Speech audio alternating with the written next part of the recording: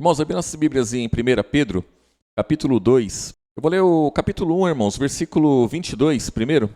1 Pedro, capítulo 1, versículo 22, irmãos. Esse capítulo 2 aqui vai ser continuação aqui, amém, irmãos? Diz assim o versículo 22. Purificando a vossa alma na obediência à verdade, para a caridade fraternal, não fingida, amai-vos ardentemente uns aos outros, com o coração puro, sendo de novo gerados, não de semente corruptível, mas da incorruptível, pela palavra de Deus viva e que permanece até quando, irmãos? Para sempre. Porque toda a carne é como a erva, e toda a glória do homem como a flor da erva. Secou-se a erva, caiu a sua flor, mas a palavra do Senhor permanece até quando, irmãos? Para sempre. E essa é a palavra que entre vós foi evangelizada. Qual é a palavra, irmãos? É o Evangelho, não é, irmãos? É o Novo Testamento, é a doutrina de Cristo, irmãos. E aí vai dizendo aqui no capítulo 2, vai comparar aqui, irmãos, uma criança, um bebê, né? E do que ela deve se alimentar, irmãos. Então, nós, quando nos convertemos, nós recebemos a palavra da verdade, né? O leite racional não falsificado. E aí nós fomos crescendo, e chega uma hora, irmãos, que o desejo da carne, tanto daquele que ouve como daquele que prega, é sair fora do leite racional, irmãos. É sair fora do evangelho e acrescentar alguma coisa ou tirar alguma coisa. A carne do ser humano é isso. Por quê? Porque essa palavra, ela é espiritual, irmãos. A palavra, ela gera homens e mulheres espirituais. Aqui, Pedro vem dizendo que a erva, ela seca. A flor, ela perde a formosura, ela murcha, ela se acaba, irmãos. Assim é a carne do homem. Nós somos gerados da semente corruptível, cada um de nós. E saiu esse corpo aqui, né, irmãos? Todo formoso enquanto é bebezinho. Aí depois vai crescendo, perde a formosura, né, irmãos? E essa carne passa, tudo passa, mas a palavra, ela não passa, ela é para sempre. No capítulo 2 aqui, versículo 1, vem dizendo, ó, deixando, pois, toda a malícia, todo engano, quer dizer, tudo isso daqui, irmãos, está na nossa carne. Tudo isso daqui está na velha criatura. Nós trouxemos essas coisas e tem que ser aniquilada, né? Deixando, pois, toda a malícia, todo engano, fingimentos, invejas, todas as murmurações, desejai afetuosamente, como meninos novamente nascidos, o leite racional, não falsificado, para que por ele vades crescendo, se é que já provastes que o Senhor é benigno, é bom. E chegando-vos para ele, para quem, irmãos? Para Jesus, a pedra viva, reprovada na verdade, por quem, irmãos? Pelos homens, mas para com Deus eleita e preciosa. Então Jesus, ele foi reprovado, ele foi rejeitado, ele foi, irmãos, desprezado, os homens não quiseram Jesus. Carne nenhuma queria Jesus, nenhuma. Aqueles que se propuseram a seguir após ele, a maioria desistiram quando a palavra chegou. Então a palavra, irmãos, tanto a palavra que saiu de Jesus, como as que vieram através dos apóstolos, essa palavra, irmãos, é só os espirituais que querem essa palavra. Só aqueles que querem vida eterna, que aceitam, que recebem essa palavra. Porque aqueles que não focam na vida eterna, numa vida espiritual, ele vai preferir uma palavra mais branda ou então uma palavra misturada com alguma coisa para exatamente isso, ficar mais branda, irmãos. E aquele que prega, se ele não tomar cuidado, ele entra nesse ritmo e ele passa a acrescentar coisas na palavra ou passa a tirar coisas da palavra. Para quê? Para ser aceita, não é, irmãos? É isso que a gente vê de monte aí. Então, tanto aquele que quer levar a palavra adiante, como aquele que quer receber um leite racional não falsificado, tem que tomar muito cuidado com isso, irmãos. Muito cuidado para não receber um leite falsificado. E quando se fala em leite, é enquanto é bebê. Aí depois vem o alimento sólido. E o alimento sólido também, ele pode ser falsificado, irmãos. Tem muita palavra falsificada por aí, muitas doutrinas várias que não condiz com aquilo que Jesus veio ensinarmos. Doutrinas que agradam a carne das pessoas. Doutrina que se conforma com o mundo. Doutrina que aceita, irmãos, aceita qualquer coisa. Do jeito que é e que permaneça como é e pronto, acabou, irmãos. Várias doutrinas. Então, Jesus, ele não se importou em ser aceito. Ele veio e ele trouxe a palavra do Pai.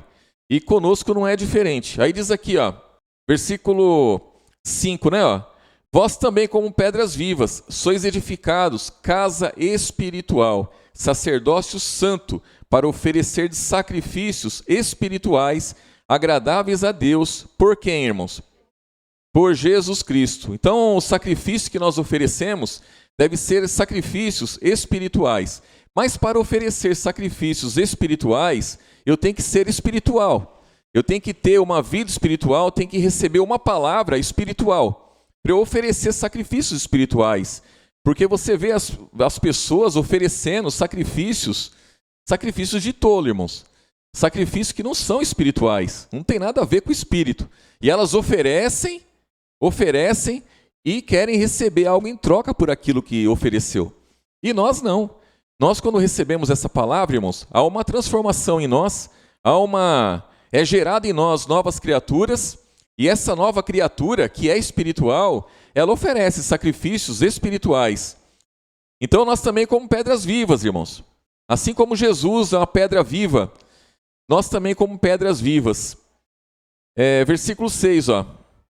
Pelo que também na Escritura se contém, eis que põe em Sião a pedra principal da esquina, eleita e preciosa, e quem nela crer não será confundido. Glória a Jesus, né, irmãos? Assim para vós, os que credes, é preciosa. Então Jesus, irmãos, para cada um de nós, Jesus é muito precioso.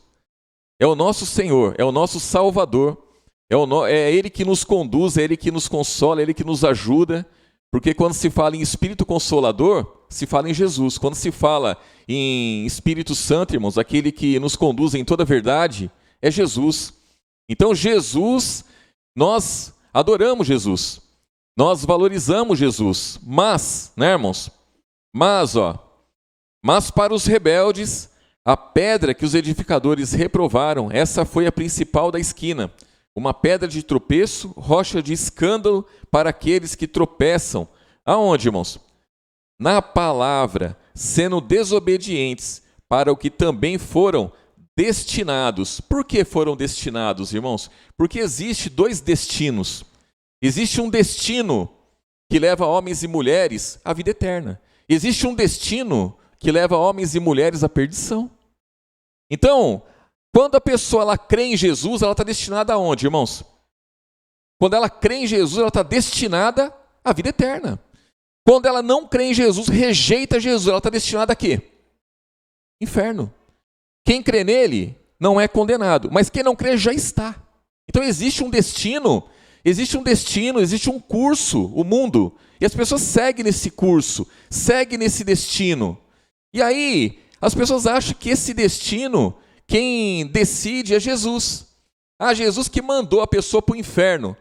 Não, Jesus veio trazendo salvação. Veio trazendo salvação. As pessoas, elas querem se destinar ao inferno.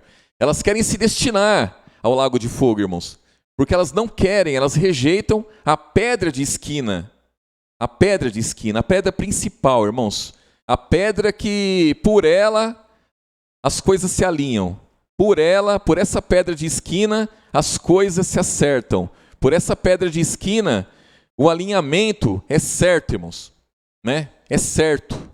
Então nós temos que entender isso aí todos os dias. Né? Quando se fala em predestinação, em destino, irmãos.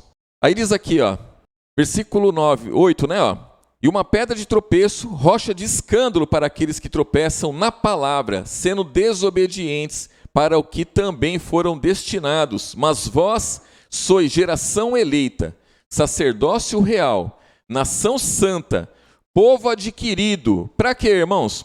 Olha só, irmãos. Mas vós sois geração eleita, sacerdócio real, nação santa, povo adquirido, para que anuncieis as virtudes daquele que vos chamou das trevas para a sua maravilhosa luz.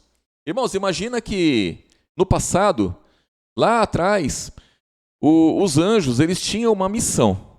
Os anjos, eles tinham uma missão de trabalhar e entregar o fruto a Deus. Eles fizeram o papel de Deus, eles caíram, eles se corromperam, eles quiseram a glória para eles fizeram obra própria, obra de iniquidade, eles caíram. Eles não cumpriram a missão deles. Irmãos, hoje, essa missão está em nossas mãos. Hoje, quem deve trabalhar somos nós, cada um de nós. Nós somos geração eleita, sacerdócio real, nação santa, um povo adquirido, porque fomos resgatados das trevas. Para quê? Para anunciar a virtude daquele que nos chamou. Então, a nossa missão, o que é? É anunciar as virtudes de Jesus.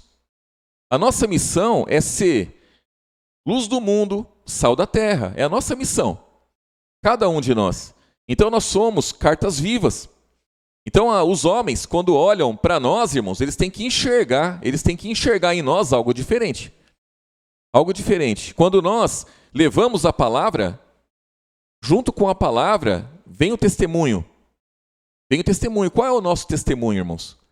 Porque vocês podem ver, em Atos, por exemplo, quando vocês veem ali as viagens missionárias de Paulo, né, irmãos? Paulo, ele fez as viagens missionárias dele. Paulo, ele se deparou com autoridades e ele levava a palavra. Só que como que ele pregava a palavra, irmãos? Como que ele pregava a palavra? Ele dava o testemunho dele. Era assim que ele confessou Jesus, ele passou a palavra para as autoridades, e os irmãos podem conferir. Ele passava o testemunho dele e assim ele falava de Jesus.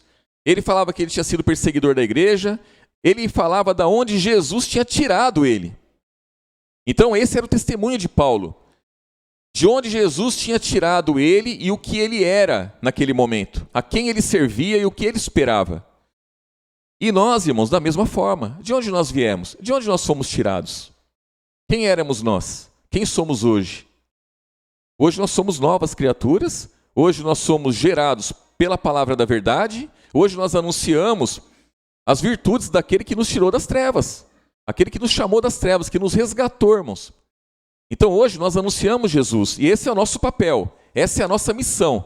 Isso nós temos que cumprir, e para isso nós precisamos verdadeiramente do leite racional não falsificado, do alimento sólido não falsificado. Nós precisamos ser alimentados, lavados, precisamos a cada dia, irmãos. Versículo 10, Vós que no outro tempo não eres povo, mas agora sois povo de Deus, que não tinhas alcançado misericórdia, mas agora alcançastes misericórdia. Então, antes não tinha nada disso sobre nossas vidas, irmãos. Não tinha graça, não tinha misericórdia. E hoje nós alcançamos misericórdia. Versículo 11, Amados, peço-vos como a peregrinos e forasteiros, que vos abstenhais das concupiscências carnais, que combatem contra o que, irmãos? Contra a alma. Então, a vontade da carne, irmãos, a vontade da carne, as obras próprias, ela nos afasta de Jesus, irmãos. Elas combatem contra a nossa alma. Ela combate contra tudo aquilo que Jesus nos ensinou. Então Jesus ele vem e nos dá entendimento. Quando nós seguimos nesse entendimento, é uma bênção, irmãos.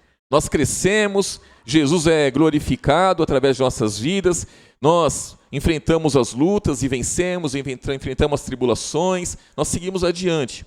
Mas quando essas coisas elas começam a agir e operar em nossas vidas, as vontades próprias, que é a iniquidade, irmãos, aí o negócio vai de mal a pior.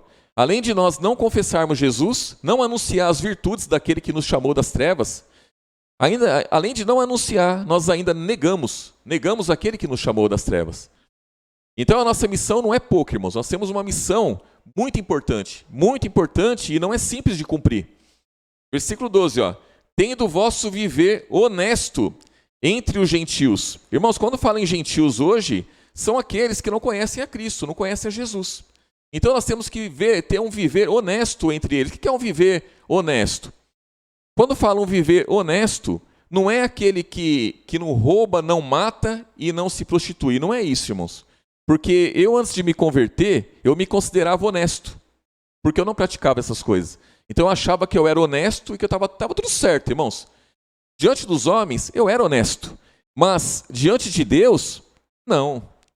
Diante de Deus eu estava perdido, eu precisava ser encontrado, eu precisava ser resgatado, eu precisava ser liberto. E quando fala ter um viver honesto entre os gentios, não é a honestidade que o mundo prega, é a honestidade que o Evangelho prega. É como Jesus disse: se a vossa justiça não exceder a dos escribas e fariseus, nada feito. Nada feito. Então a nossa justiça ela tem que exceder. Por quê, irmãos? Porque nós temos a verdade.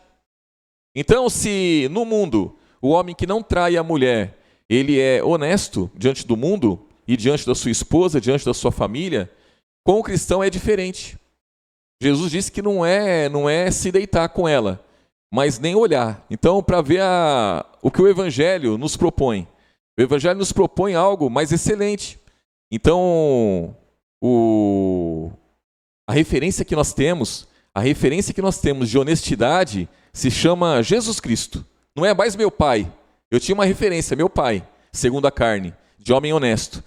Hoje já não é mais. A minha referência hoje de homem honesto ou de honestidade já não é mais o meu pai. Por quê? Porque segundo os homens ele é honestíssimo. Eu não conheço nenhum até hoje que, segundo os homens, seja tão ali rigoroso com as coisas como o meu pai é, irmãos. Ele é muito rigoroso quanto às coisas, querer fazer as coisas certinho e as contas dele, pontual ali, tudo, tá. Mas hoje não é mais o meu parâmetro. Hoje a minha referência tem que ser Jesus.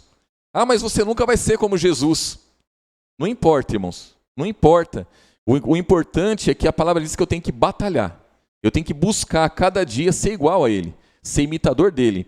Então essa é a nossa busca. Ele é a nossa referência. Então eu tenho que ter um viver honesto entre os homens do mundo. É um viver honesto, mas qual a honestidade? Tendo como referência Novo Testamento. Novo Testamento, irmãos. Versículo 12, né? Tendo o vosso viver honesto entre os gentios, para que naquilo em que falam mal de vós, como de malfeitores, glorifiquem a Deus no dia da visitação, pelas boas obras que em vós observem. Então, muitas pessoas vão falar mal da gente, irmãos. Muitas. E os irmãos devem já ter visto isso. Os nossos familiares mesmo, eles querem arrumar uma pontinha para falar mal dos irmãos. É assim, mas por quê, irmãos? Porque eles estão na defesa, na defensiva. Eles têm que se defender. Eles têm que defender a forma como eles vivem, como eles pensam, como eles... Então, é lógico que eles vão achar uma falha nos irmãos e vão falar alguma coisa. Mas nós temos que dar bom exemplo. Para quê, irmãos? Para que um dia, né, irmãos, vai acontecer de ser tudo manifesto. Então, muitas vezes, ainda nos dias de hoje, as pessoas, quando elas falam mal do cristão e depois elas conseguem enxergar alguma coisa de bom, elas veem que elas erraram, né? Elas veem. E nós temos que lutar por isso, irmãos. Não importa o que digam, né? O que disserem é porque eles não entendem a palavra, é porque eles têm o véu colocado, né? Tem o véu posto. Mas o nosso testemunho, ele tem que ser bom. Tem que ser bom. Aí, versículo 13, ó. Sujeitai-vos, pois, a toda ordenação humana por amor do Senhor, quer ao rei como superior, quer aos governadores como por eles enviado, para castigo dos malfeitores e para louvor dos que fazem o bem, porque assim é a vontade de Deus, que fazendo o bem, tapeis a boca, a ignorância dos homens loucos, como livres e não tendo liberdade por cobertura do que, irmãos?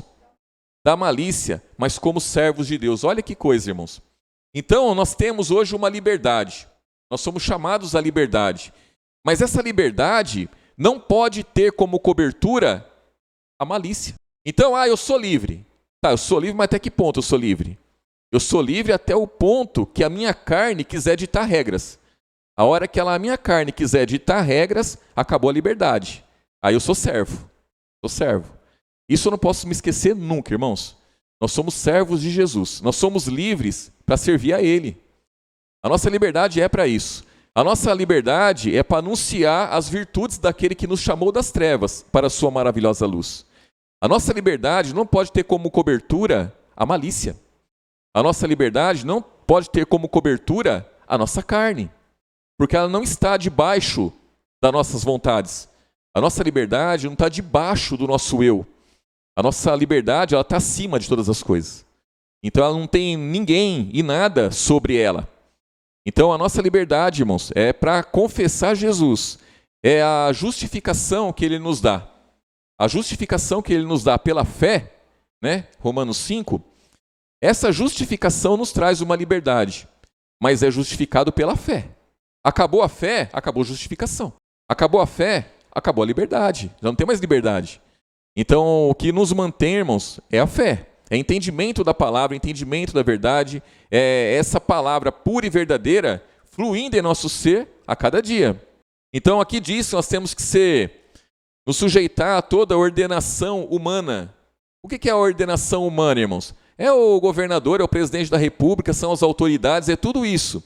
Tá, mas até que ponto? Até que ponto? Que tem um ponto, a palavra também ela estipula isso. Então, por exemplo, Pedro, ele tinha que ser sujeito às autoridades? Ele mesmo que escreveu, irmãos. Só que teve situação que ele foi contra, falou, pera lá, não, eu não posso deixar de anunciar aquele que me salvou. Mais convém eu ser obediente ao Senhor do que a vocês. Então ali ele não obedeceu às autoridades. Por quê? Porque as autoridades queriam que ele se calasse. E ele não mais pronunciasse o nome de Jesus. E ele não aceitou. Então ele foi contra as autoridades. Por quê? Porque se ele fosse a favor, ele teria que negar Jesus. Então até quando nós vamos cumprir tudo? Até o momento que tivermos que negar Jesus. Quando tivermos que negar Jesus, acabou. Aí é confessar Jesus e sofrer as consequências, irmãos.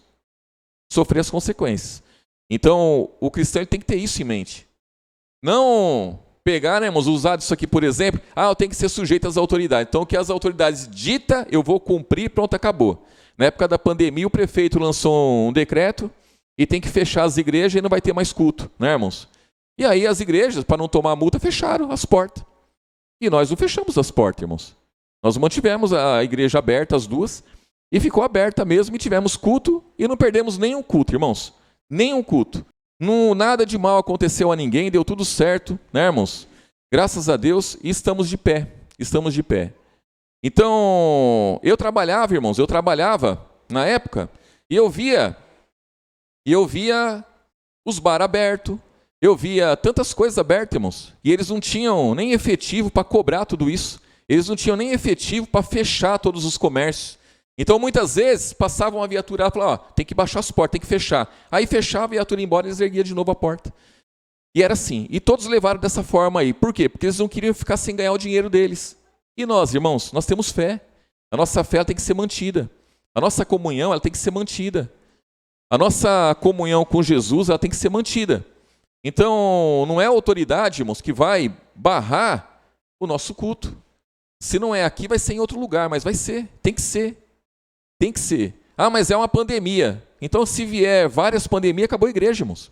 Vem uma pandemia, depois vem outra, e outra, e outra, acabou a igreja, então. Não precisa mais. Então, é muito fácil para o inimigo, acabar com a igreja, acabar com a fé dos cristãos. Não é fácil não, irmãos. Porque nós temos o Espírito Santo.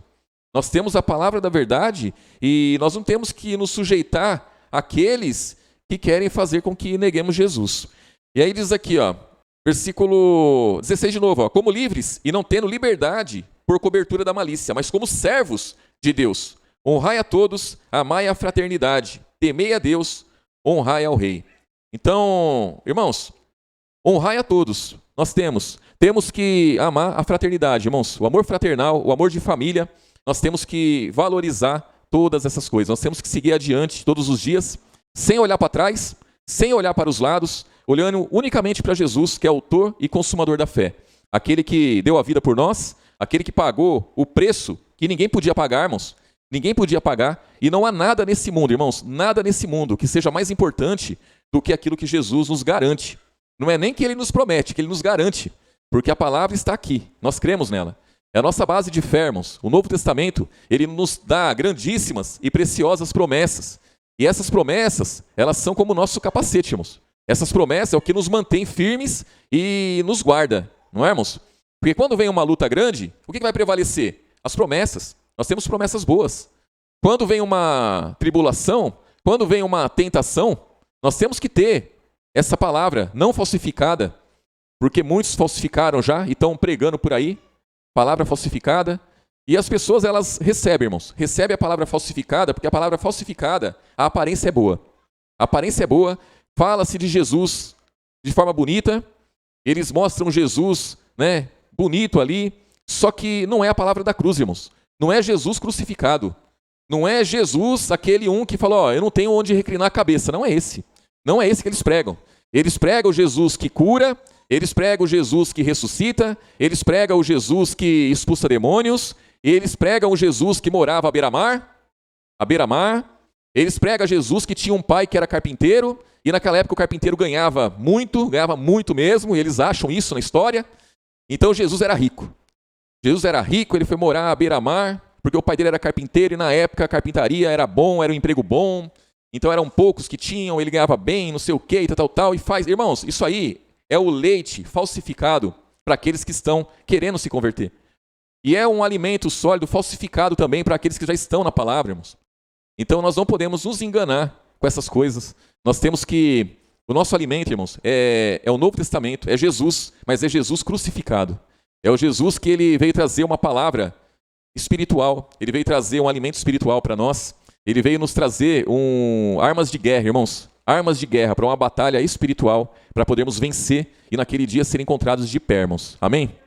Hoje a nossa pregação vai ser curta e vamos orar mais um pouco, orar uns pelos outros. Amém, irmãos?